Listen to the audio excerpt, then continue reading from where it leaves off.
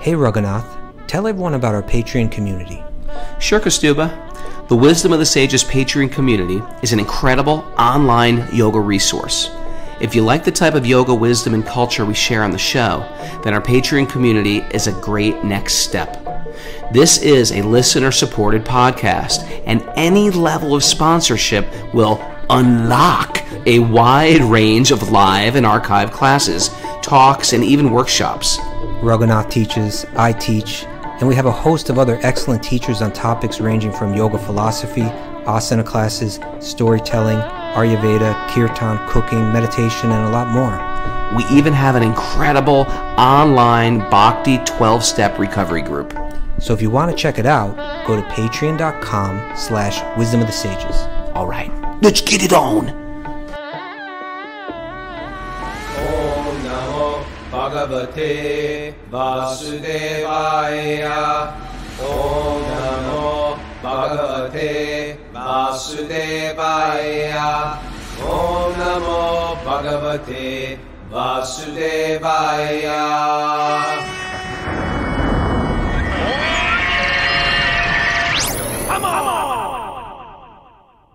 Live from Super Soul Farm, this is Wisdom of the Sages, a daily yoga podcast with your host, Raghunath, and co-host and senior educator at the Bhakti Center in New York, Kastuba Das. Welcome to the show, everybody. Welcome to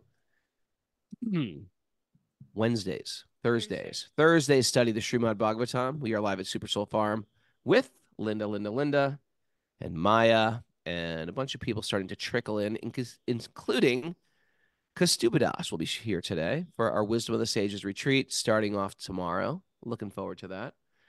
And we're just coming off Lord Nrsingadev's celebration. It was the appearance of Lord Nrsingadev yesterday. And yesterday we did a Sweet Baby Krishna Nrsingadev edition, Kastuba. It was really nice. Nice. We read about the appearance of the deity of Nrsingadev in Mayapur, which, unless you understand this, the deity and the worship of Nrsingadev in Mayapur came because the devotees were attacked. It was quite shocking when I reread the story. I must have read it years ago, but it wasn't just like, imagine getting attacked by not one guy, not two. First, imagine like two guys coming with weapons. That's scary. Machetes. At midnight in the middle of the night. And machetes, yeah. But bombs? Wasn't there bombs there involved? were bombs and guns. 35 dacoits came and attacked the temple. Because you know why? The dacoits went to an astrologer, and the astrologer said that their Radharani deity was made of solid gold. And so the astrologer had it wrong. But she's golden in complexion. I guess he had it right. He had it right. She actually is solid gold.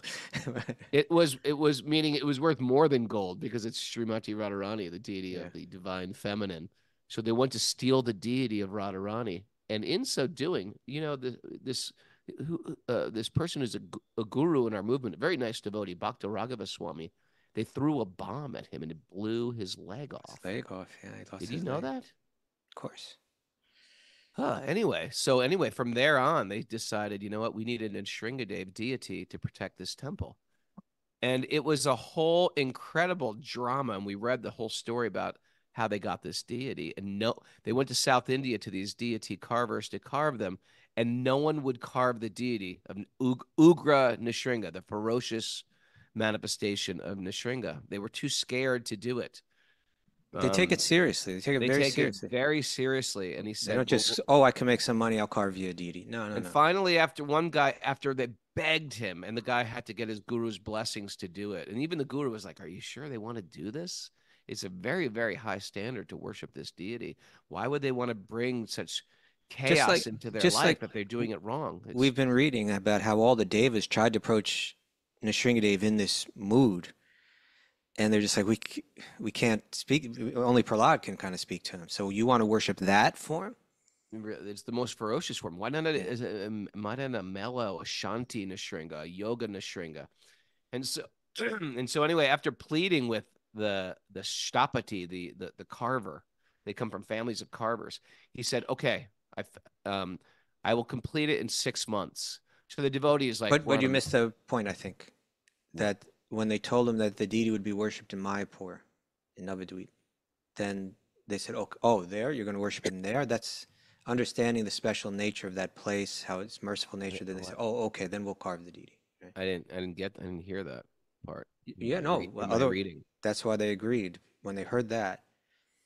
Then they said, "Oh, okay, then we'll carve this deity for you." Well, the Stapati, the carver, also had a dream that his guru came to him and said, "Yes, you can carve one for these ISKCON devotees." Oh, okay. And then he went to his guru, and his guru left him this message when he woke up that said that as well.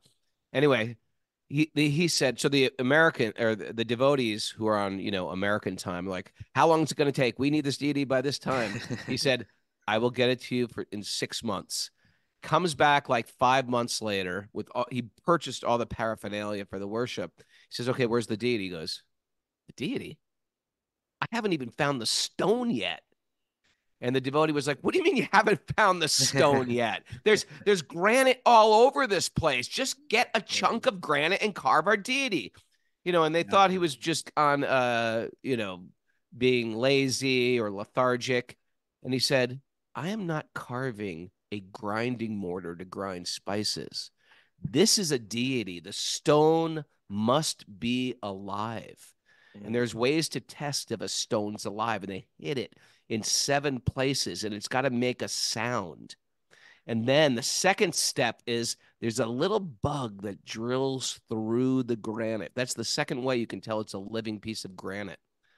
And so they waited, they found it, and then it took 6 months from that date to carve. Many, many stories, but we had a great. If you want to listen to that, you can go back and listen to it on our Patreon account. Very interesting. Nice. Good morning. Cool. Good morning, Raghunath. I'm looking forward to seeing you today. I'm coming. All right. It's very, very beautiful up here right now. It's quite breathtaking. I'm going to take you swimming. I know you like to swim. Yeah. Upstate. Okay. So, Maraji. Mara. It's Mara's turn to talk. We have some announcements for today. Bhakti Recovery Group meetings are at noon and 1:30 Eastern time. And tomorrow for our Patreon members, Cult of Cain Asana class at 10:30 a.m. Okay. All righty. We got a nugget today, Raghunath. Tell me about the nugget. I want you to read the nugget to me. I did a lot of talking already. You want me to read the nugget? I want you to read it. A couple weeks ago we had a nugget from Miles Davis. Remember that? Who's the difference between John Coltrane and Alice Coltrane? Alice Coltrane's his daughter. Okay. You're kind of playing with my flow here, though. Sorry, though. So anyway, today you may have guessed by now that we're going to hear a little something from John Coltrane. John Coltrane, he was a person that was deeply exploring spirituality. And his masterpiece was a record called The Love Supreme. Right? So many musicians were inspired by that, and so many, people looking into spirituality were inspired by that. His daughter was not only spiritual, she was like a devotee. She was like a Hare Krishna devotee. She used to chant Maha Mantra and all that. Alice Coltrane was a Hare Krishna devotee. Well, she was into Maha Mantra, and I believe she was a devotee of Krishna. Okay, we'll extend it. She was a devotee. You can explore that, and I'm not saying extend it. I think she really was. All right. But AJ's saying Alice was married to John Coltrane. I thought Alice was his daughter. Mara, could you clear that up and find out more about her? Find out if she was a devotee. I think she has an initiated name. I'm not sure from where. I forget what that is. Isabel and Jimmy James also say wife. A wife. Okay, so Alice Coltrane was the wife. I thought you were the gold standard of knowledge about rock and roll here. This isn't rock and roll. This is jazz. I don't know anything. This is jazz? Jazz? John Coltrane was a jazz. I'm so out of. Why are you looking at me like I'm a dum-dum? Everybody knows that. What do you know about punk, Mara? A lot now. Who's Urban Waste, Mara? You tell me about Urban Waste. She knows they're hardcore. She knows that much. Okay, so this is from John. He made this record that inspired so many people, and I was reading up on it a little bit. He also wrote a poem that accompanied the record. Okay. And the nugget today comes from that poem. Okay, great. Okay, here it is from John Coltrane. He says, God breathes through us. Interesting that a saxophonist would use that kind of Yeah. Yeah. God breathes through us so completely, so gently, we hardly feel it, yet it is our everything. Wow. Okay, think about this. I'll read it again. God breathes through us. Think of ourselves as a saxophone, right? Or think of the universe as a saxophone. God breathes through us so completely, so gently, we hardly feel it, yet it is our everything. And I think this speaks to, if we got an empiricist skeptic and we put him next to a spiritualist, let's say they were both experienced in their fields, Yeah. they're gonna they're likely gonna come to this fundamental disagreement that one is gonna see the universe as a random um, interaction of material elements, Hmm. and the other is gonna see that no, there's nothing random here. This is all very intentional. It's all very purposeful. There's much more to it than you can see with your eyes. And when you start to approach spirituality, it may start as kind of like a vague intuition, that there's more to life than just the physical. You might not be able to prove it. As a matter of fact, the experienced spiritualist may not be able to prove to the empiricist that there's something more, Hmm. right? It's kind of like the empiricist says there's no evidence, and the spiritualist says the evidence is everywhere. Come on, man. It's just Right. like you're You're just not immersed in the you, evidence. you're You're just not immersed in it. processing it. Yeah, but it's everywhere. But in one sense, it's so gentle that we miss it, although it's our everything. And Sure. so, in the beginning, that spiritual, it's an intuition. It's a vague intuition that there's more. And as one goes deeper into it, it can progress to like it's feelings, right? I feel a vague intuition. There's got to be something more to this. There's got to be a meaning to this. There's got to be something beyond this. And then there's a feeling of like satisfaction as one goes deeper into spirituality, like that through virtue, uh, you know, I feel satisfaction rather than satisfaction through sense gratification, right? Through detachment, I feel satisfaction rather than through sense gratification, and where you're going deeper. And then, then a conviction kind of grows that, you know, I'm beyond these temporary identities. I'm beyond this body. That there's got to be some kind. Again, this intuition is growing. It's getting deeper. It's developing. That I am this consciousness that's beyond this, and that it's connected to the broader consciousness. That there's a kind of oneness. And then it can go still deeper. And I think that what John Coltrane was speaking about here is this growing feeling or this growing conviction that there is a supreme consciousness, Hmm. right? That there's a supreme consciousness that exists inside and outside of everything. And it's overseeing everything and it's controlling everything. But that we have a connection, a personal connection or a loving connection to that supreme consciousness that's working through us at every moment, that's in our heart, that's within us, that's just as we were saying yesterday, right, in the prayers to Nrsimha, within me, without me, everywhere, Hmm. penetrating all the different layers of existence. This this loving divine consciousness is present, and I'm beginning to feel that. I can feel that intuition, that the conviction is growing, that this all is happening for a purpose, and it's all about discovering that love, going deeper and deeper into that love. So he was expressing that through his music. He was playing his horn and thinking like this. And I wanted to read you something, Raghunath. Okay. I got a little something here from this was from an NPR All Things Considered um, edition, whatever, episode. And I've taken a few chunks out of it.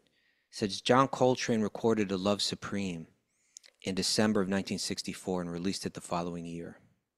He presented it as a spiritual declaration that his musical devotion was now intertwined with his faith in God.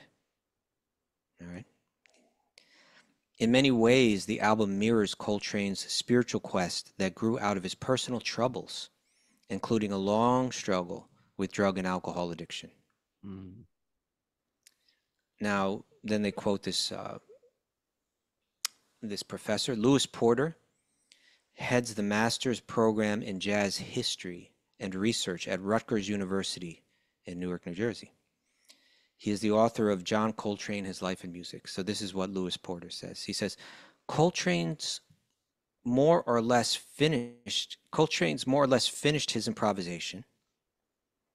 That seems to be a typo there. Coltrane more or less finished his improvisation. He's talking about the composition itself, and he more or less finished his improvisation, and he just starts playing the Love Supreme motif. Right? The way that the record starts is the bass player lays down this theme, 4-note theme, and then John Coltrane improvises on top of that for some time, and then he does this. He says, so he starts playing. He finishes his improvisation, and then he starts playing that motif that the bass player had begun with. He says this is something very unusual. It's not the way he usually improvises. It's not really improvised. It's something that he's doing. And if you actually follow it through, he ends up playing this little Love Supreme theme in all 12 possible keys. To me, he's giving you a message here. First of all, he's introduced the idea. He's experimented with it. He's improvised with it with great intensity. Now he's saying it's everywhere. It's in all 12 keys. Anywhere you look, you're going to find this Love Supreme. He's showing you this in a very conscious way on his saxophone. Interesting, huh? Ragnar's like, no. I like DRI. DRI had a lot of things to say. People are saying that Alice Coltrane was a Swamini. She ran an ashram in California. Everybody knows a lot about Alice and John Coltrane except me. Okay, well let's continue with this, Ragnar. Let's not squirrel off. Let's try to stay with me here, okay? Okay. Just as if there's so many, like, you read a book like a fascinating book, like the Brihad Bhagavatamrita, right, of Sanatana Goswami's, where he's writing about layers, universal layers, right? Layers in the planetary system within one universe, layers of beyond the universe into the spiritual realm, layers all the way up to Goloka Vrindavan. We can understand layers of consciousness from Brahman to Paramatma to Bhagavan. That's a progression of divine love. There's layers of there's the different layers of the coverings that cover us. The koshas. The koshas that can be penetrated and so on. He's trying to say on every he's playing this theme. And he's telling us that this love, that there's a loving divine consciousness on every layer.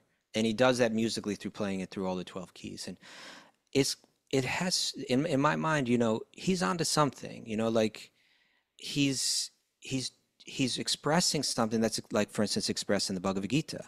Like if you go to the 15th chapter of the Bhagavad Gita. And Krishna, let me read something from that chapter for you, Raghunath, okay? He's saying, this is Krishna speaking, 15th chapter. He says, he's talking about seeing beyond just the empiric, external, what can be perceived with the eyes. And Krishna says, the endeavoring transcendentalists who are situated in self-realization, they can see all this clearly. But those whose minds are not developed and who are not situated in self-realization cannot see what is taking place, though they may try. And then he begins to talk about how and at the end of the chapter, Krishna is going to say, this is the most, he says, this is Guyam Tamam Shastram. This is the greatest secret in all the scriptures and all the Vedas. that there's this person, there's this consciousness, personal consciousness that's penetrating all levels of existence. So Krishna says, I'm the splendor of the sun, which dissipates the darkness of the whole world. It all comes from me. I'm the splendor of the moon, and the splendor of fire are also from me, right? All light is coming from him. All warmth is coming from him. I enter into each planet, and by my energy, they stay in orbit. I become the moon, and thereby supply the juice of life to all vegetables. The nourishment that you get in your body, I'm on that layer as well, right? I'm penetrating it. I'm permeating it. I'm the fire of digestion. Oh, next level, right? It's not only that you have the food, but you need to digest the food. Yeah. I'm there as well, right? And I join with the air of life, outgoing and incoming, to digest the 4 kinds of food stuff. You know, I'm the prana that's moving your body and operating your body. I'm seated in everyone's heart. And so not just, and now he's going to say, I'm not just physically maintaining you, but even your cognitive ability, I'm supplying that. He says, I'm seated in everyone's heart, and from me come remembrance, knowledge, and forgetfulness.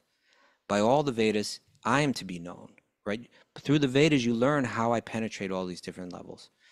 There, and so like this, he goes on and on, you know, with this idea that I'm penetrating everything. Your ability to think, your ability to digest, your ability to move, the world and that you're moving through.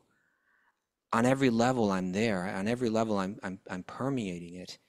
And to know that, and then Krishna says towards the end of that chapter, he says, whoever knows me as the Supreme, without doubting, is the knower of everything. And they therefore engage themselves in full devotional service to me, O son of Bharata. This is the most confidential part of all the Vedic scriptures. And it is now disclosed by me to you. Whoever understands this will become wise, and their endeavors will know perfection. You know, so that, you know, this is fundamental. You know, we can talk about spirituality in very vague terms, but here the Bhagavad Gita is getting very specific. You know, saying that everything that you see and do, try to perceive it more deeply, try to understand and feel what's beyond it, what's maintaining it. And when you feel it, you'll love it, and you'll feel its love, the love supreme, and you'll feel that that love supreme is permeating all the different layers of existence. And he was feeling that somehow and expressing it through his music. John Coltrane. All right, let's dive in. All right. Narayanam namaskritya naram chaiva narottamam devim saraswatim vyasam tato jayam mudirayat. Before we start in the Srimad Bhagavatam, which is our very means of conquest, one should offer respectful obeisances to the Supreme Lord Narayan, and to Narayan Rishi, the supermost human being, and unto Mother Saraswati, the goddess of learning, and to Srila Vyasadeva, the author. Nasta prayesh vabhadreshu nityam bhagavat sevaya bhagavati uttama shloke bhaktir bhavati naishtaki. By regular attendance in classes on the Bhagavatam and by rendering service to the pure devotees, all that is troublesome to the heart will become eradicated, and loving service to the Supreme Lord, who is praised with transcendental songs, will be established as an irrevocable fact. Om Agyana Timarandasya Gyananjana Shalakaya Chakshurun Miditam Yena Tasmai Shri Gurave Namaha. I was born in the darkness of ignorance. My teachers are opening my eyes with the torchlight of knowledge. I offer my obeisances at their lotus feet. Reading from the Srimad Bhagavatam, Canto 7, Chapter 9, Text 32. So we have Prahlad, young Prahlad, continuing on with his prayers to Lord Nrsingadev. This is right after Lord Nrsingadev did his job of killing the great demon king, Hiranyakashipu. O my Lord, O Supreme Personality of Godhead, after the annihilation, the creative energy is kept in you. We're talking about after the annihilation of the entire universe. The creative energy is kept within you. So this is like the seed form in the same way you get a giant European weeping elm tree out of a little seed. We spoke about these seed pods. There's an actual tree in there. The ability to grow a tree is in that tiny pod. So when the universe ends, it's wrapped up in seed form. Actually, the creative energy is kept in you, who appear to sleep with half-closed eyes. Actually, however, you do not sleep like an ordinary human being. For you are always in a transcendental stage beyond the creation of the material world, and you always feel transcendental bliss. As Karna Dakshai Vishnu, you thus remain in your transcendental status, not touching material objects. Although you appear to sleep, this sleeping is distinct from sleeping in ignorance. I love how the fact that, if you just observe nature, me and Mara were jumping in the pond yesterday. So you have a little, what is it called? The tadpole.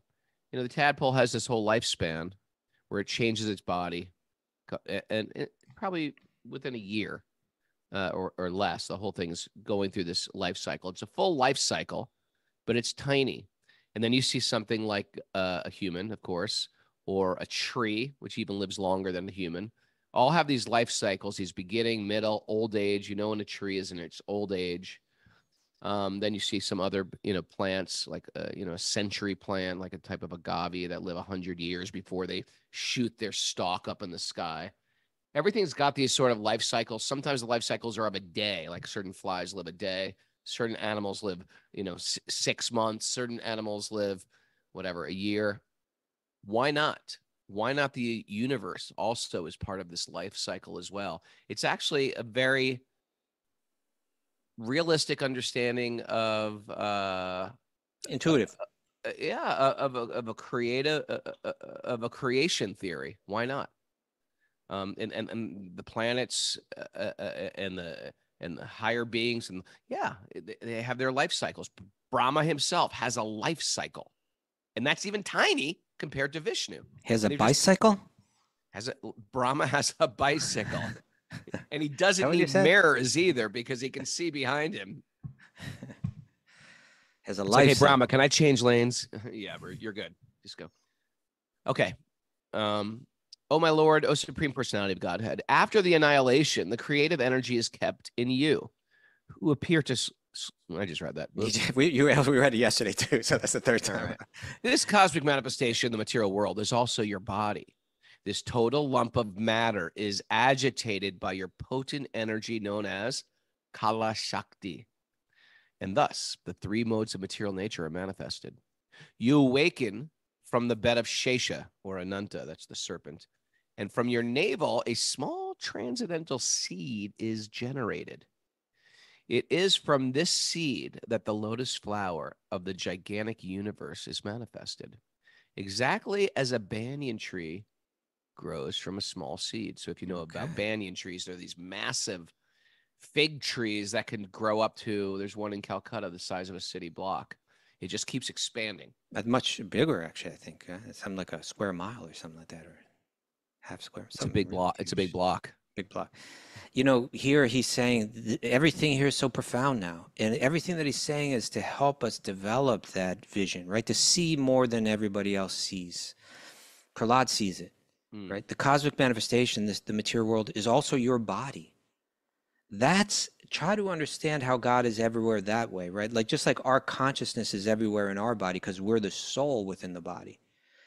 He's saying your form as Vishnu is the soul of the universe, and it spreads its awareness throughout the entire universe the same way that our awareness is spread out through our entire body, right? And then you have this Shakti, this energy of yours called time, which makes the whole universe move. Right? Okay, why don't you read the commentary to this, Ragnar? The 3 different forms of Mahavishnu, namely Karna Dakshai Vishnu, Garbho Dakshai Vishnu, and Shira Dakshai Vishnu, who are the origin of creation and maintenance, are gradually being described. For Mahavishnu, Garbho Dakshai Vishnu is generated. And from Garbho Dakshai Vishnu, Shira Dakshai Vishnu gradually expands. So how is Garbho Dakshai Vishnu generated from Mahavishnu? First of all, who's Mahavishnu? Mahavishnu is the Vishnu of all the universes combined. Okay, so like the whole material realm. The whole material realm. Okay, and then how does he generate Garbho Dakshai Vishnu? He generates it by sleeping on the ocean Water. of milk. No, the ocean of milk is Kshirodaksha, but Sure, in the cosmic water. just explain it, because Okay. I think I've got it wrong. No. Just the milk was the only thing that was. So in the causal ocean, Yeah. And he's so sweating. He's starting to sweat. and that creates the ocean. And then The universe is coming from his and then body. lying in that water through his breathing out of the pores of his body come unlimited universes. So he doesn't generate just one Garbhodakshaya Vishnu. He generates unlimited Garbhodakshaya Vishnus. Right? And then that Garbhodakshaya Vishnu generates unlimited more Kshirodakshaya Vishnus. That's God in the heart, which we normally use the term Paramatma for. Right? Okay. Thus, the original cause of everything is Vishnu, and consequently, the cosmic manifestation is not different from Vishnu. This is confirmed in the Bhagavad Gita 10.8, 108, where Krishna says, Aham sarvasya prabhavo mata sarvam pravartate. I am the source of all spiritual and material worlds. Everything emanates from me. Garbhodakshaya Vishnu is an expansion of Karanadakshaya Vishnu, who is an expansion of Shankarshan. In this way, Krishna is ultimately the cause of all causes. The conclusion is that both the material world and Krishna is ultimately the cause of, in this way, the spiritual worlds are considered to be the body of the Supreme Lord. We can understand that the material body is caused by the spiritual body, and therefore an expansion of the spiritual body. Thus, when one takes up spiritual activities, one's entire material body is spiritualized. Similarly, in this material world, when Krishna consciousness movement expands, the entire material world becomes spiritualized. Wow. Nice way to put it. Yeah. As long as we do not realize this, we live in the material world. But when we are fully Krishna conscious, we live in the material world. We live not in the material world, but in the spiritual world. Very, very interesting, right? This stuff is very profound, but it's not profound like it's just so vague that we can't make sense of it. It's like it's deeply profound, but there's a logic to it, you know, that normally, you know, again, if we go back to the empiricist and the spiritualist, the empiricist is going to say that consciousness arises out of matter. And the spiritualist says, no, it's the exact opposite, actually. Because spirit has desire, because spirit is personal by nature, it has desire, the body forms, matter takes form according to the desire of spirit. Right? And if we understand that, and that it's all coming from one spiritual source, even ourselves, even our own consciousness, even our own bodies, even the world that we're moving through, that it's all coming from that one, then we're beginning to understand this oneness, you know. And when we realize that if it's moving in harmony with that one, then it's spiritual, even if it's composed of the temporary material energy. It's as good as spiritual, you could say. Really, the essence of spirituality is that it's moving in harmony with that divine spirit. And so Prabhupada, he's giving us a vision of how we can move, how we can spiritualize our entire life in a practical way. All right, now we're in text 34. From that great lotus flower, Brahma was generated. But Brahma certainly could see nothing but the lotus. Therefore, thinking you to be outside, Lord Brahma dove into the water and attempted to find the source of the lotus for 100 years. He could not find a trace of you, however, for when a seed fructifies, the original seed cannot be seen. Okay. Interesting. Lord Brahma, who celebrated... Just a second. So like if, in other words, if you wanted, like if you saw a big tree, we're talking about this seed, this elm seed yesterday, right? Tiny little delicate little thing right in the center of this very delicate, light, practically light as air, little papery kind of seed packaging, right? And that's the source of the huge elm tree. But if you see the huge elm tree, you'll never find the seed, right? But we should be able to understand. We should be able to interpret this evidence that there is a seed that it was generated from. Right? Read the commentary to this also, Brother.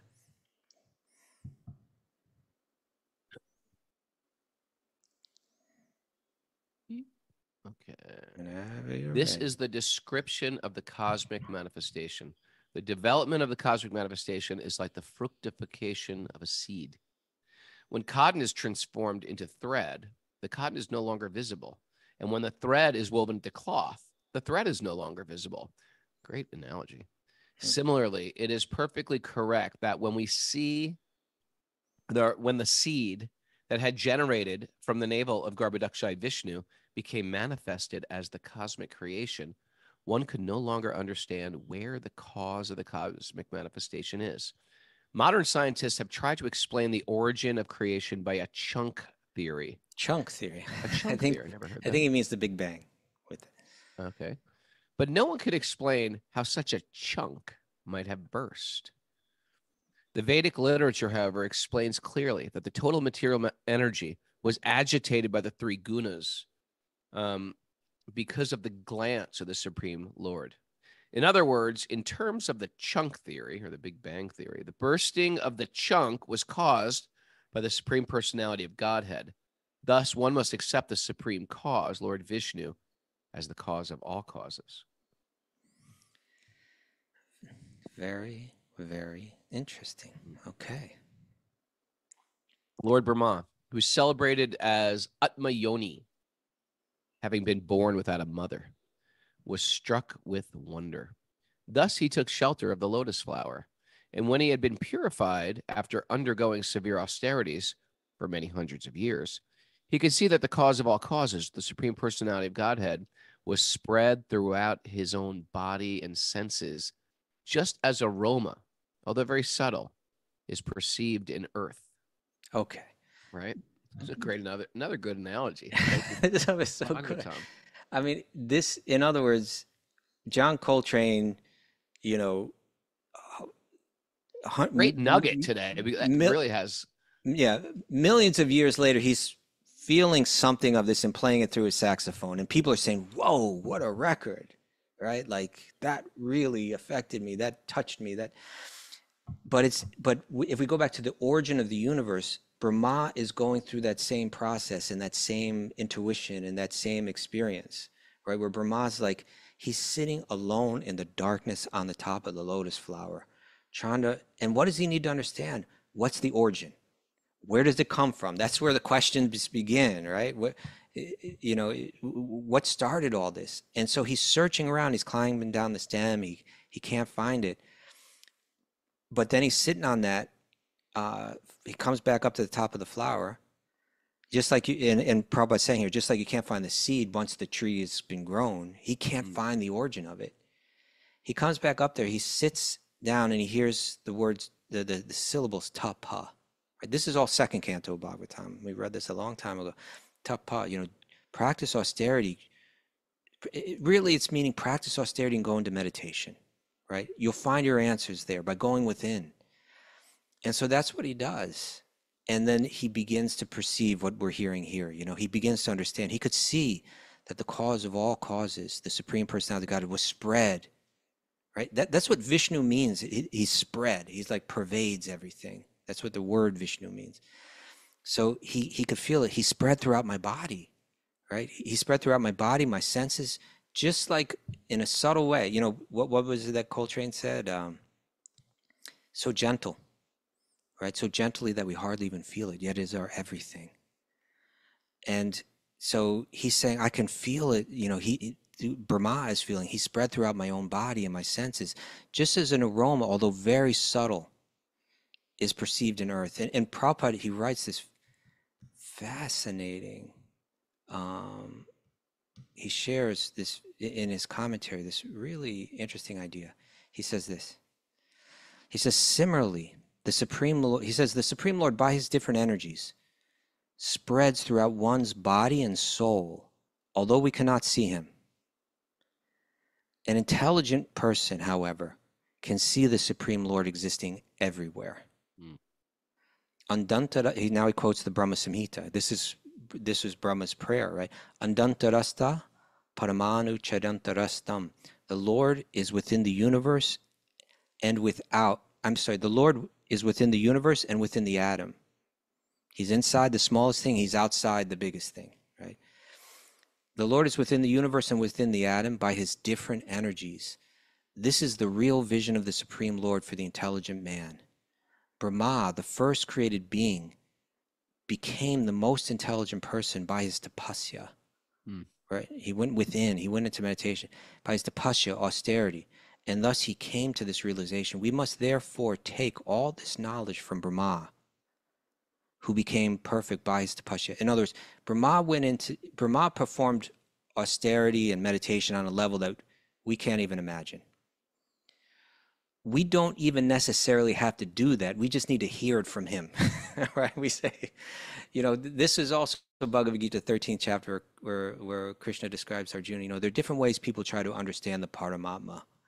Some do it through meditation, dhyana. Some do it through Sankhya, through Jnana Yoga. Some do it through Karma Yoga. And some do it simply by hearing, right? You can simply hear by someone who has that realization. Listen to this, Raghunath. This is another great example. I think we got let's see. I wonder how much, he says, I'm going to read the whole purport, okay? Yeah. He says, here the statement of self-realization, aham brahmasmi, which is interpreted by the Mayavadi philosopher to mean I am the Supreme Lord, is explained. So he's saying some people take these Vedic texts and they explain that we are all that all-pervasive energy. And Prabhupada's saying, no, you can understand it in the right context by reading what's explained in this verse. The Supreme Lord is the original seed of everything. And then he quotes Vedanta Sutra, Janmadyasya Yataha. Then he quotes Bhagavad Gita, Aham Sarvasya Prabhavo Mata Sarvam Pavartate. Both mean that there's an origin to everything. Krishna is saying, I am that origin, and I penetrate everything. Everything comes from me. Thus, the Supreme Lord extends everywhere, even throughout our bodies, because our bodies are made of material energy, which is the Lord's separated energy. One should realize that since the Supreme Lord spreads throughout one's body, and since the individual soul is a part of the Supreme Lord, everything is Brahman. Now he's quoting this very important verse from the Upanishad, Sarva Kal Vidam Brahma. Everything is Brahman. We understand that as everything is the energy of the Parabrahman. Everything is the energy of Vishnu, or everything is the energy of Krishna. This realization was achieved by Lord Brahma after he was purified, and is possible for everyone. We had another clue to existence there, right? We purify ourselves of all our attachments and misconceptions, and then we begin to understand. You won't, even if you're the best, most advanced material scientist, unless you become purified, you won't see it, right?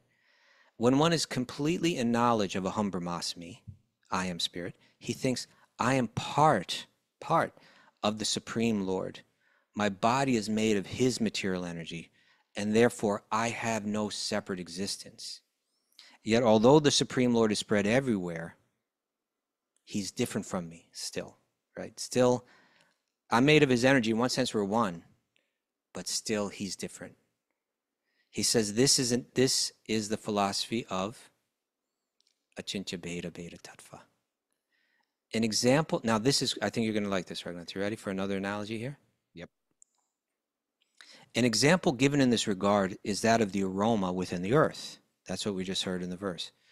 In the earth, there are aromas and colors, but one cannot see them. Right? You look at, you dig into the earth and you just see brown, dark dirt, right? But there's colors in there. Actually, we find that when the flowers grow from the earth, they appear with different colors and aromas, which they have certainly gathered from the earth, although in the earth we cannot see them. Right? So we're looking and we're just seeing dirt. We're just seeing brown. But there's yellow and orange and red and pink and lavender, and all the different colors are in there. What to speak of the aromas? We don't see them, but they're there. We don't perceive them, right? But when we see that the flower manifests in these colors, we go, oh, Those colors were in the earth, right? Mm. Similarly, the Supreme Lord, by his different energies, spreads throughout one's body and soul, although we cannot see him. And then what I read before, an intelligent person, however, can see the Supreme Lord existing everywhere. The Lord is within the universe and within the atom by his different energies. This is the real vision of the Supreme Lord for the intelligent person. Brahma, the first created being, became the most intelligent person by his tapasya, austerity, and thus he came to this realization. We must therefore take all knowledge from Brahma, who became perfect by his tapasya. Secrets of the universe, Raghunath. Dropped into our laps. Just dropped. All right. And now spoken by Prahlad, right? The little boy standing before all the devas and giving the whole world, you know, thousands and thousands and thousands of years later, an understanding of, it's a manual for how the universe functions. What is its purpose? How best to engage with it? Like any apparatus, like any well-designed, complex apparatus comes with a manual. He's speaking that manual right now. Mm. Okay, next verse. Lord Brahma could then see you possessing thousands and thousands of faces, feet, heads, hands, thighs, noses, ears, and eyes. You are very nicely dressed, being decorated and bedecked with varieties of ornaments and weapons. Seeing you in the form of Lord Vishnu, your symptoms and form being transcendental, your legs extending from your lower planets, Lord Brahma achieved transcendental bliss. Wow. That's beautiful.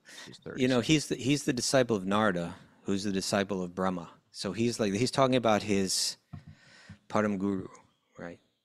Mm. 2 gurus back. And he's standing right there, you know, hearing all this. And little Prahlad is speaking about the bliss of Lord Brahma.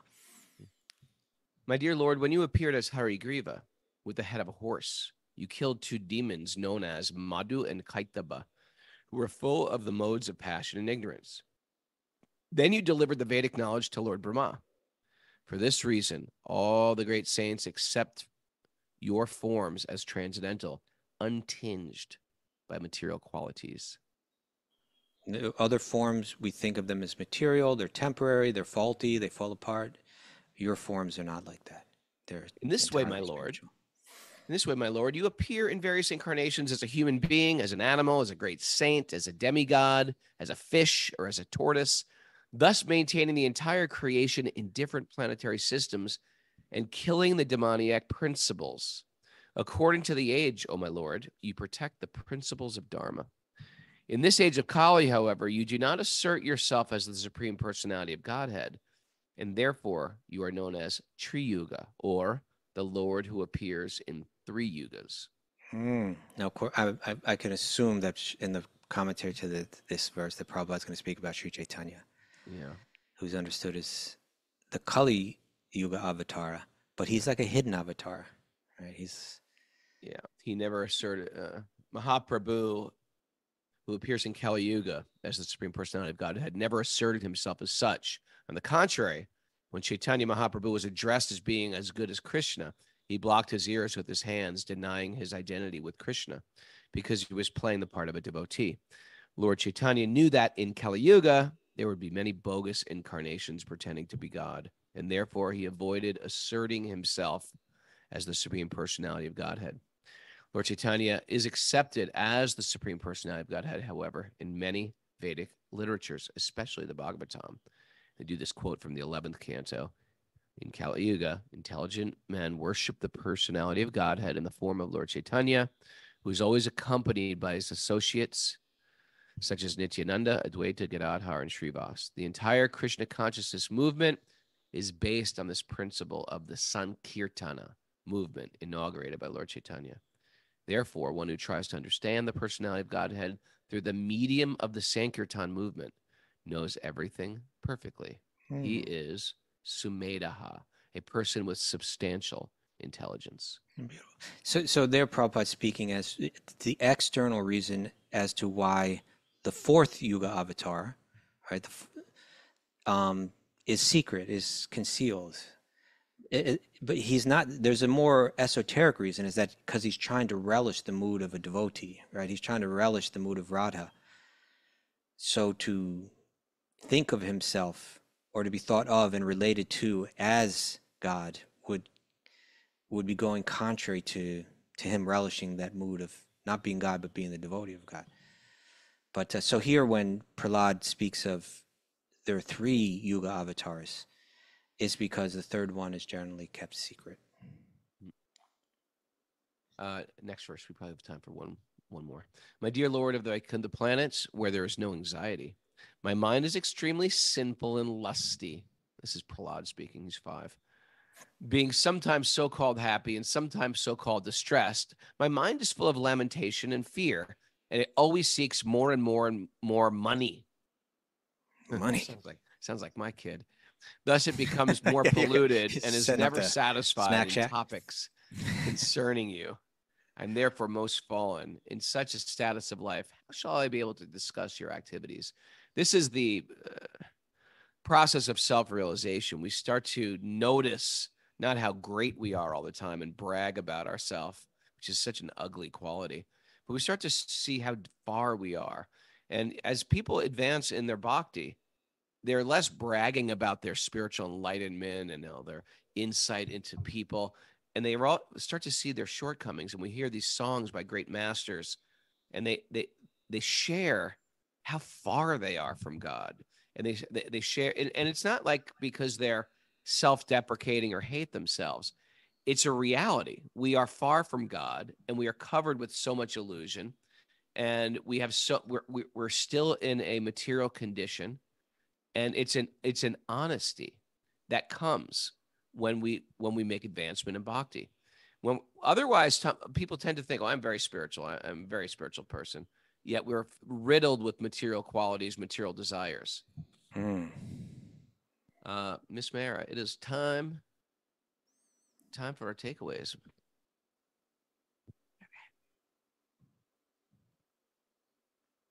It starts as a vague intuition. There's something more. Then it becomes your everything. Okay. Anywhere you look, you will find a love supreme. It's all over, Roka. Mm-hmm. It's intuitive that the planet has its own life cycle. Okay. You can feel it. The original cause of everything is Vishnu. Yeah. That's right. Krishna consciousness spiritualizes this material world. Like that.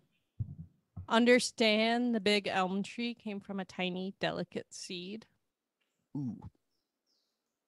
Brahma is going through the same process as John Coltrane. He just did it first. Yeah. Yeah. Notice how far we are from God for real self-realization. Okay.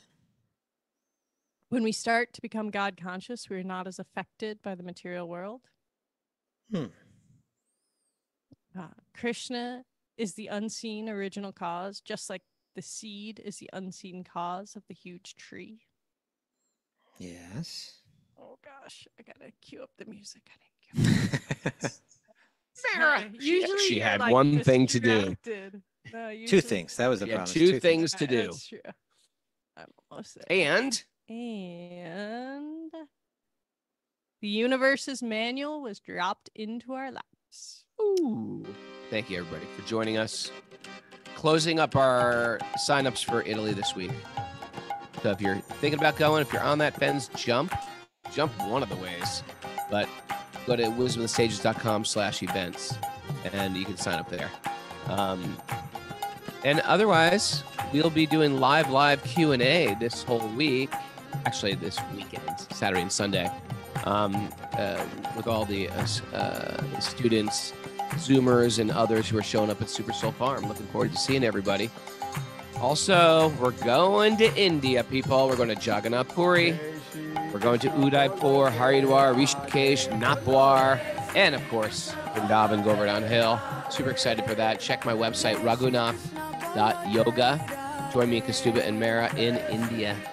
Excited for this. Thanks, everybody. If you want to get on Zoom, do it. Email Mara, wisdomofthesages108 @gmail.com. She'll give you the Zoom link, and you can join us. And if you didn't get my book, now's the time to get my book. Yeah, if you did get it, you got to double that. And if you got the book, you got to review the book. That makes a difference. I don't know why it makes a difference, but it makes a difference. Go to Amazon, give it a review. Go to goodreads.com. You could, I think, give it the same review, or go to Audible. A lot of people listening on Audible, like a Audible audiobook. I've been into audiobooks for a long time. Like since... You think you got into audiobooks before most people? I think I did. I was like audiobooks like 1996. I think I'm Brahma. No, I'm just saying I was distracted. I was in the meditation before John Coltrane and Brahma.